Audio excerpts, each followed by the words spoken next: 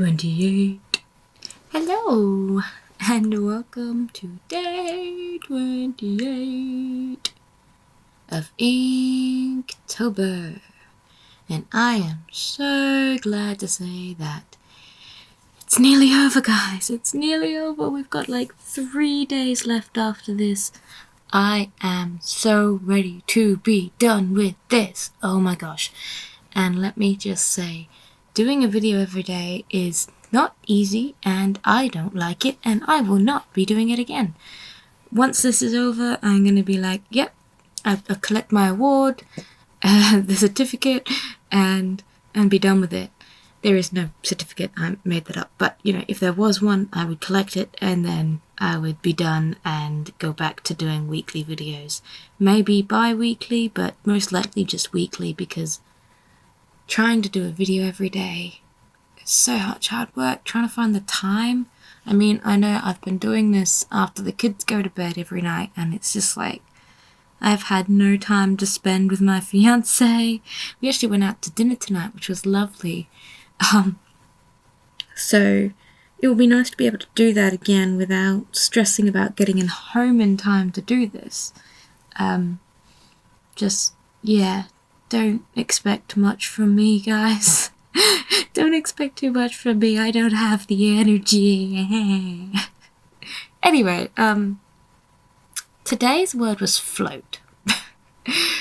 And the first thing I thought of was, well, Dad is a ghost, so I could do him floating.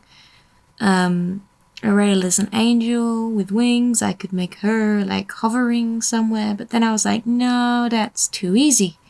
So I looked up pool floaties and found this adorable flamingo one, and so I drew Dieter reclining on an inflatable flamingo in the middle of a pool or the ocean. You don't actually know what it is, it's just water.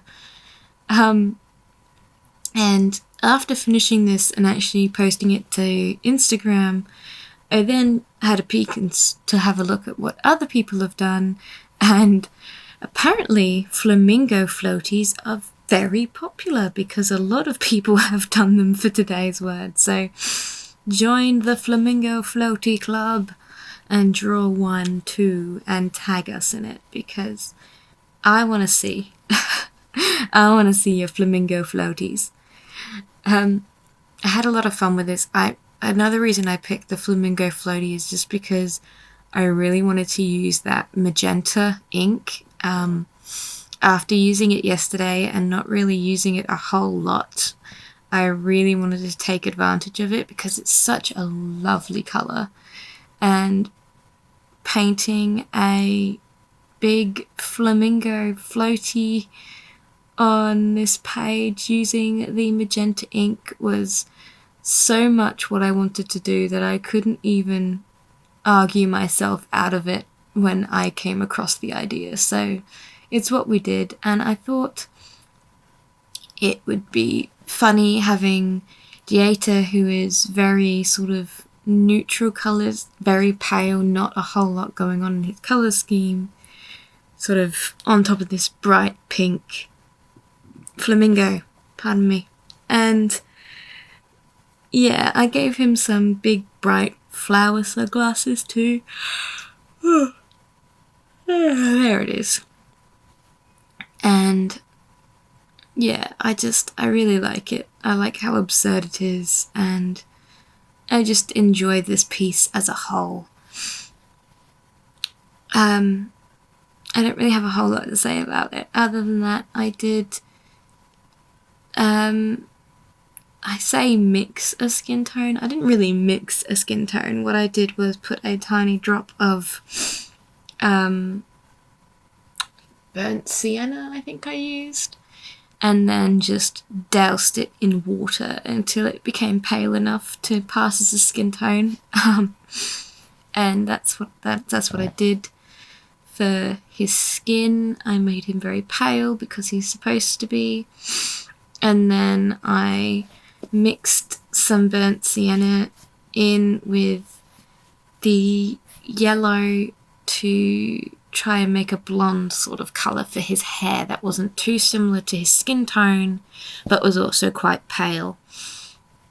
I also made his sunglasses yellow at this point, and afterwards I thought they were just too similar in colour, too close together, so I go over them with the magenta, and they kind of go like a dusky orangey brown colour, which is quite nice. But yeah, I don't have much else to say. It was a lot of fun to just sort of do something silly and try and mix colours that were all very similar in tone but different enough that you could tell them apart on the character and he didn't look unfinished. I used the yellow that I made for his hair. I added some more burnt sienna to make a beige for his shirt, which I then also used to shade the hair and add texture to it. And then I added a tiny bit of black onto the brush, dipped it into the burnt sienna for the skin tone to make a dark brown to do the shades and the string of his top, like the drawstring he's got.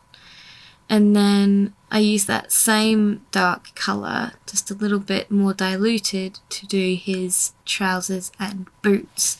And I just had a whole lot of fun sort of mixing colours this time.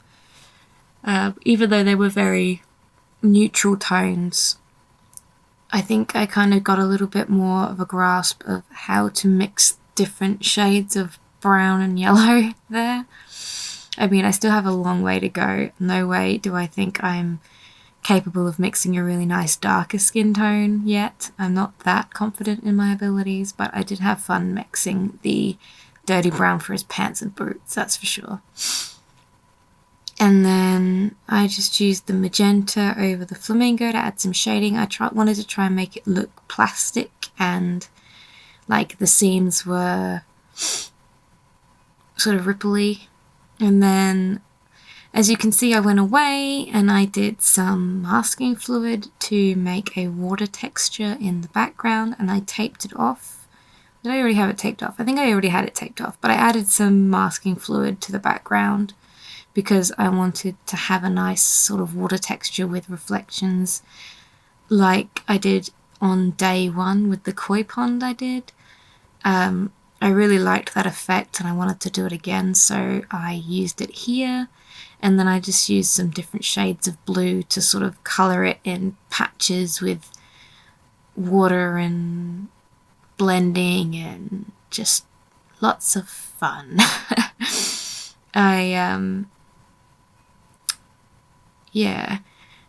The blues were a lot more saturated than I had originally intended, but I like how they look regardless.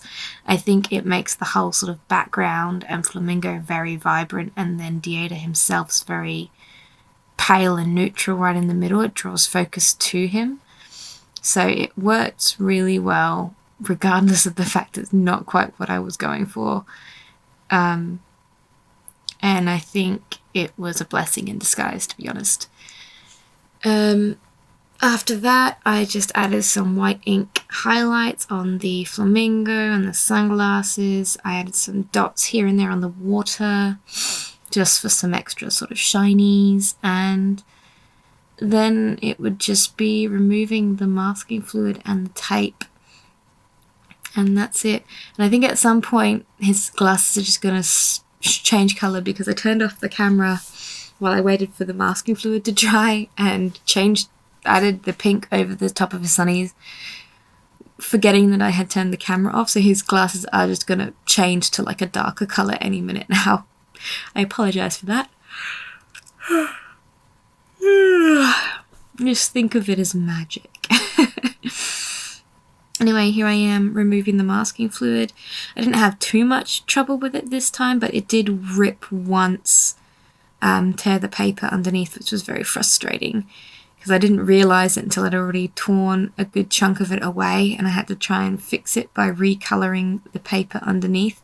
I was going to try and glue back on the little scrap that ripped off, but I just couldn't get it to lie flat enough to glue down, so I just ended up painting it back on instead because it seemed like the easier option.